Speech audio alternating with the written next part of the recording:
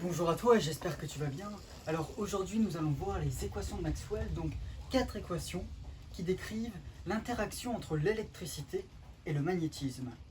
Donc James Clerk Maxwell écrit en 1864 A Dynamical Theory of the Electromagnetic Field, où il présente 20 équations pour décrire le lien entre l'électricité et le magnétisme. Mais 20 ans plus tard, Oliver Heaviside regroupe ces équations dans l'article The Electromagnetic Wave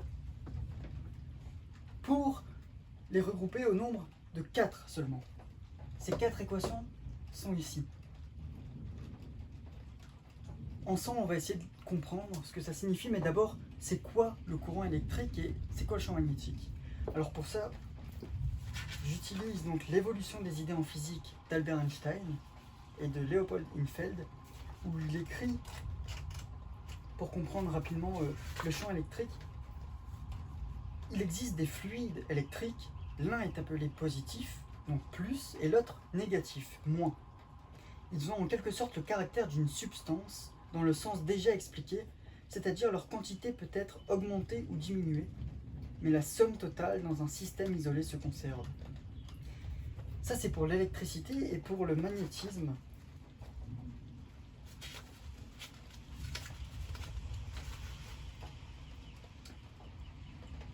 alors,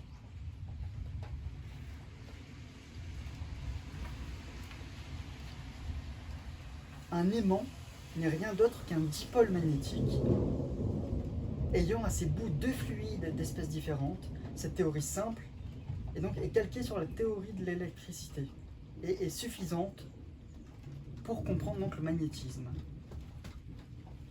Voilà, alors, donc on a une charge plus, et nous pouvons considérer qu'on a un vecteur qui émane de cette charge plus. On peut l'imaginer comme un champ, on a du blé qui recouvre une surface, et un géant vient souffler au centre en un point. Donc tous les feuilles de blé vont s'aplatir, et elles vont d'autant s'aplatir qu'elles sont proches de l'intensité de la zone où il y a le souffle. Et si on met un petit vecteur pour la longueur donc de cette feuille de blé, on aura donc un plus grand vecteur, et plus on s'éloigne, plus le vecteur diminue. Donc on ressent la charge, par exemple un électron ici, qui aurait une charge négative, ou ici donc le champ électrique est attiré par ce courant, par cette charge. Et la première équation de Maxwell, qui est donc Maxwell-Gauss, explique que la divergence donc, du champ électrique, c'est égal à la densité de charge sur epsilon 0. Qu'est-ce que ça signifie? Alors déjà, c'est une équation comme une équation simple en maths où f de x égale x carré. Si on donne une valeur à x carré, on aura forcément la valeur de la fonction. Si x égale 2, 2 au carré ça fait 4, donc f de x égale 4. Ici, on a une relation de proportionnalité entre la densité de charge et la divergence. Donc si ça s'éloigne de la charge ou si c'est attiré par la charge. Epsilon 0, c'est la permittivité diélectrique du vide. Donc ça décrit la manière dont le vide a une capacité à établir son champ électrique. Donc ici, la divergence, on peut le considérer, on peut l'écrire aussi comme nabla scalaire E. Pourquoi? Parce que si on considère donc le champ électrique, ou une variation du champ électrique, c'est donc une variation du champ électrique par rapport à dx suivant dx dans l'espace cartésien. Par exemple, on a ici une charge qui est ici et qui émane donc d'un champ électrique, plus la variation de E par rapport à Y suivant des Y qui est par rapport à Z. Mais ça, on peut l'écrire comme un produit scalaire de la variation de E par rapport à dx suivant le vecteur unitaire ux, etc. Scalaire, c'est dx ici, suivant les mêmes vecteurs unitaires. Et on peut retrouver ça parce que le produit scalaire de ux scalaire ux, ça fait ux, la norme de ux fois la norme de ux fois le cosinus de l'angle qui vient entre les deux. Or, ux et ux sont collinéaires, ce qui fait que cos de 0, ça fait 1. Donc on a bien ux fois ux qui est donc unitaire, ça fait 1. On retrouve bien ça. Ça, c'est ce qu'on définit comme le gradient. C'est un vecteur avec 3 composantes. Ce sont donc des variations spatiales. Et D de OM, c'est un petit déplacement élémentaire suivant OM. Donc c'est suivant des X, des Y et des Z. Comme on l'a vu dans une précédente vidéo. Et ça s'appelle nabla, N-A-B-L-A. On définit nabla tel que le gradient de f, c'est exactement égal à nabla f. Et donc, nabla scalaire E, c'est donc justement le produit scalaire entre le gradient et le champ électrique. Le gradient qui n'est pas encore appliqué à quelque chose. Donc, qu'est-ce que ça signifie? Ça signifie que si on a une charge positive ici, elle va diverger son champ électrique.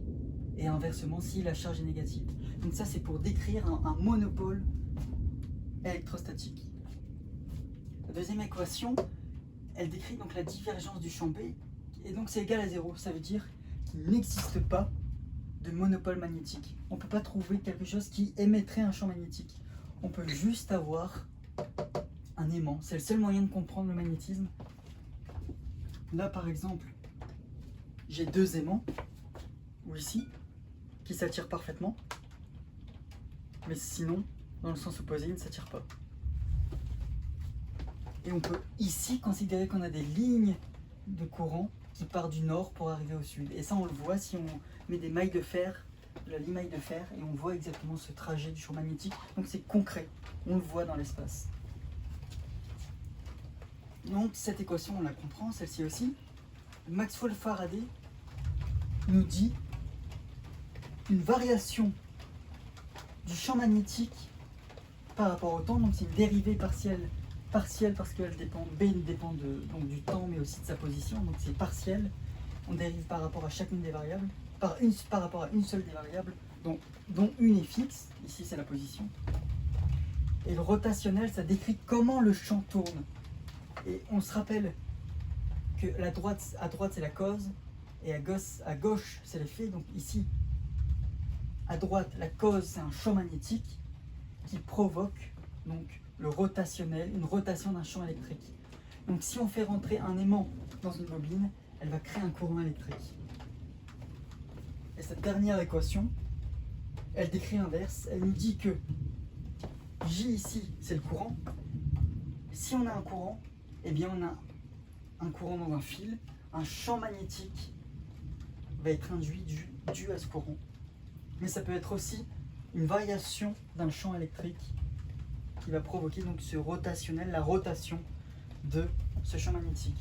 Et encore une fois, là c'est un produit vectoriel, ici on a un produit scalaire pour la divergence, pour le rotationnel c'est aussi un produit vectoriel. Donc on comprend ces différentes équations. Elles décrivent le lien entre l'électricité et le magnétisme. Et dans une prochaine vidéo, on comprendra que en injectant une équation dans une autre et en posant J égale à 0 et ρ égale à 0, donc une zone vide de charge et vide de courant, donc dans le vide, on voit quelque chose apparaître qui est une onde électromagnétique. Donc ces équations sont à l'origine de toutes les ondes, de cette lumière qui vient. Ça explique fondamentalement pourquoi on a une onde électromagnétique. Et ça, on le verra dans une prochaine vidéo. Et qu'est-ce qu'on peut résumer de ce qu'on a vu? On comprend donc qu'on a des charges positives et des charges négatives qui font diverger donc un champ électrique, tandis qu'un aimant va créer des lignes de courant, ce qui nous montre donc qu'on n'a pas de monopôle magnétique, on ne peut pas avoir ça dans l'espace physique. Et on comprend aussi maintenant qu'une variation d'un champ magnétique provoque un champ électrique et la variation d'un champ électrique provoque un champ magnétique. Donc on voit qu'on a une structure mathématique pour comprendre tout ça, et on verra dans une prochaine vidéo les ondes électromagnétiques et le lien fondamental qu'il y a avec les équations de Maxwell. Et aussi nous allons résoudre différents exercices. Merci pour votre attention.